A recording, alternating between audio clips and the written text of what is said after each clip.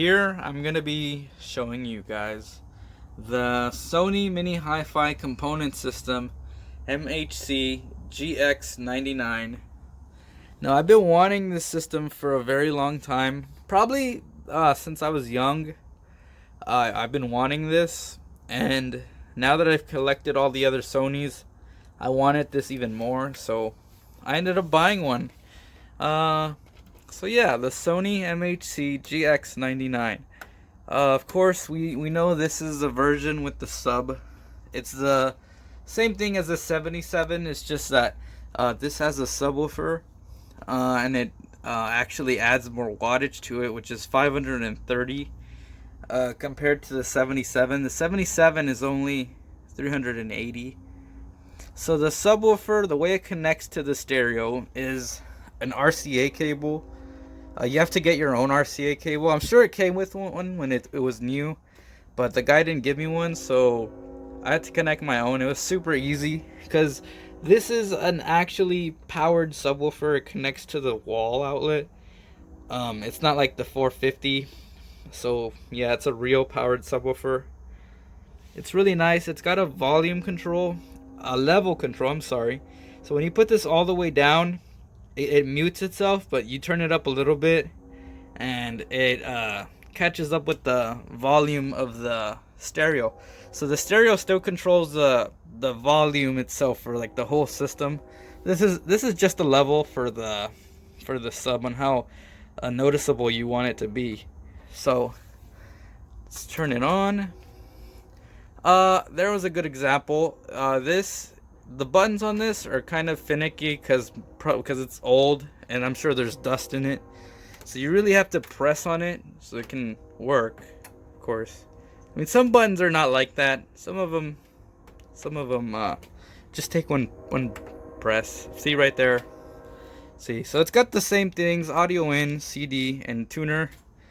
Nothing has changed. It's still the same stuff.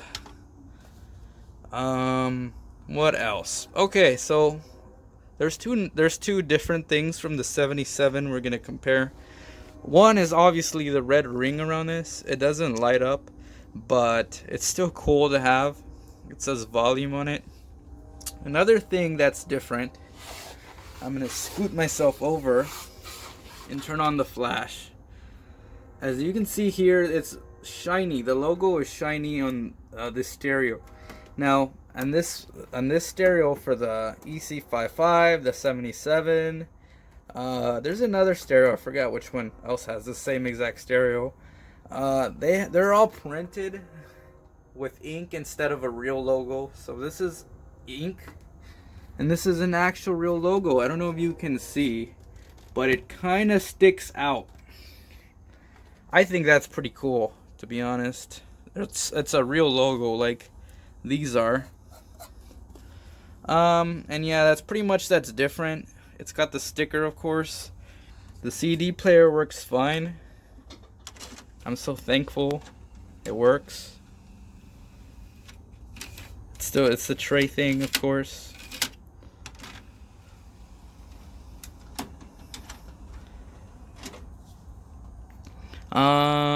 The speakers are the same, of course. These are a little bit in rough shape compared to these. As you can see, the woofer color is a little bit different. These are a little bit of a more faded blue. These are a little bit darker. The same exact speakers on the back. It says EC77. The wood is in a little bit better condition. But yeah. So for sound, we're gonna talk about sound now. For sound, where this lands is probably in between the 450 and the 470 for at least for me. So this gets pretty loud actually. Like the mid and the bass, everything gets super loud. This is louder than the 450. The only thing that brings this system down is the tweeters. The tweeters need replacement. They're exactly like the 77. They're not that great, to be honest. They're kind of flat sounding. They're not really like crisp and like clean. This is more like harsh sounding. It's not like super mid heavy. There's just not that much like crisp high. So yeah, that's the only thing that's bringing this down. The 470 still wins overall, of course, for like all around sound. So this here, for the subs, we've got the 3 subs here. The reason I put them like this is because 1, space, and 2, I put them in the way they stand next to each other. So the 470 is in the middle because it plays low, high, and punchiness. And these 2 subs right here have their differences. And this one too, but like this sub has shown me that this stands in the middle. This sub plays high and punchiness and very, very little low, while this sub here plays mostly low with like some punchiness and high, and this plays some low and high and punchiness, which is really good on this. So this is kind of in the middle. The low doesn't get super loud like this one, but it's still there. But yeah, all in all, who wins for high and punchiness? This still has more punchiness. This still has more high. Not more high, but this exaggerates the high frequencies, and it's really cool, to be honest. It was making my whole shed like rattle. It's pretty cool. Of course, both of these subwoofers can still do that. But yeah, this sub is really powerful. I would say, I think the 99 does have a little bit more power on the sub, of course, because it's powered. I actually took out the driver too. It's really, really beefy. I'll put a picture.